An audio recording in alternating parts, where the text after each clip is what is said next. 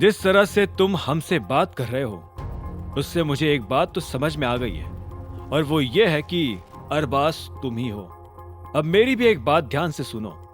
मैं आखिरी बार कह रहा हूं, मेरा कार्ड मुझे दे दो, वरना अच्छा नहीं होगा। अभिनव के मुंह से ये बात सुनकर अरबाज का चेहरा सफेद हो गया। उसे ना जाने क्या हुआ और वो बोला, ये एक पुलिस वाला है, पकड़ो। ये सुनते ही रंजन घबरा गया। उसे समझ नहीं आ रहा था कि अब उसे क्या करना चाहिए। इतने में जिस लड़के के हाथ में अभिनव का कार्ड था वो थोड़ा सा पीछे हुआ और बाकी लोग अभिनव की तरफ धीरे धीरे बढ़ने लगे। अरबाज ने पीछे से ऑर्डर दिया, इसकी अच्छे से धुलाई करना। फिर वो पाइप सुलगाकर सारा तमाशा देखने बैठ गया। उसकी नजरें जब अभिनव से मिली तो उसके चेहरे पर एक झीनी सी मुस्कान थी।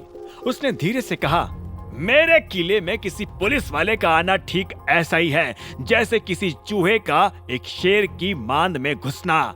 ये क्या बकवास कर रहे हो? ये पुलिस वाला नहीं है, ये तुम्हारा वो डरावना सपना है जो सच होकर तुम्हारे सामने खड़ा है।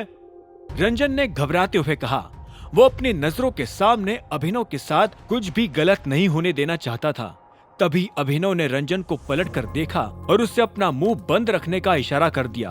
वो चाहता तो खुद ही अपनी पहचान बता सकता था, लेकिन तभी उसे अकरम से किया हुआ वादा याद आया और इसीलिए वो चुप हो गया। रंजन भी चुप हो चुका था। उधर जब वो लड़के अभिनव पर हमला करने के लिए कूदे तो रंजन भी उन्हें पीटने के लिए उनके ऊपर टूट पड़ा। हालांकि वो अभिनव जैसा लड़ाका तो नहीं था और उसे कुछ घूंसे भी पड़े, फिर भी वो अड़ा रहा। इधर अभिनव ने भी अपने चेहरे पर पड़ने वाले एक मुक्के से अपने को बचाया और सामने खड़े आदमी के पेट में एक जोरदार लात मार दी। इतने में एक और आदमी उसे पीटने के लिए आया तो अभिनव ने उसको एक मुक्का जड़ दिया। फिर उसने अपने बगल में देखा तो पाया कि रंजन के सामने ढेर सारे लोग खड़े थे। रंजन के लिए उनसे अकेले निपट पाना मुश्किल था। ऐसे में अभिनव उन लोगों की तरफ कूदा और रंजन के साथ उन लड़कों को पीटने लगा। फिर उसने रंजन को दो लड़कों के चंगुल से छुड़वाया और बोला, तुम ठीक हो? रंजन ने हाँ में सिर हिलाया और बोला, थैंक यू बॉस। तभी पीछे से अरबाज की आवाज आई, लगता है चूहे को शेर बनने का बहुत शौक है। इतना कहते ही अरबाज ने अपनी टेबल में रखी बंदूक निकाली और अभिनव की तरफ तानते हुए बोला, चल अब शान पत्ती बहुत हुई, चुपचाप हाथ ऊपर कर और कोने में खड़ा हो जा।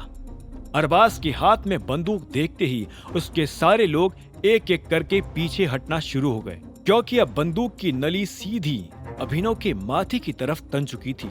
ठीक इसी वक्त रंजन को लगा कि अब उसके पास सच बोलने के अलावा और कोई चारा नहीं है।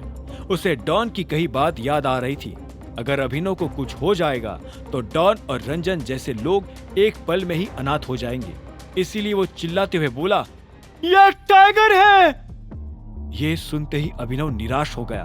उसे गुस्सा तो नहीं आया, फिर भी उसे अच्छा नहीं लग रहा था। अरबाज ने एक पल के लिए अभिनव को घूरते हुए देखा और बोला, टाइगर। और इतना कहते ही वो जोर जोर से हंसने लगा। रंजन और अभिनव एक दूसरे को देख रहे थे। इतने में अरबाज ने कहा, ये और टाइगर मेरे साथ चालाकी बहुत भारी पड़ती है बच्चे। अगर अब कुछ भी बोला ना तो इसे उड़ाने से पहले तुझे उड़ाऊंगा। रंजन ने अरबाज की इस बात पर सफाई देते हुए कहा, मैं झूठ नहीं बोल रहा हूँ, सच कह रहा हूँ। यही है तुम्हारा सबसे डरावना सपना जो सच बनकर तुम्हारे सामने खड़ा है, टाइगर।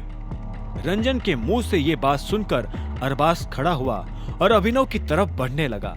उसने अभिनव को ऊपर से नीचे तक देखा और बोला, टाइगर सिर्फ 25 साल का कैसे हो सकता है? मुझे तो ये कोई खेल लग रहा है। अरबाज अभिनव से मुश्किल से 1 फीट की दूरी पर खड़ा था। तभी अभिनव ने कहा, तुम्हारा छोटा सा शक तुम्हारी पूरी जिंदगी बर्बाद कर सकता है।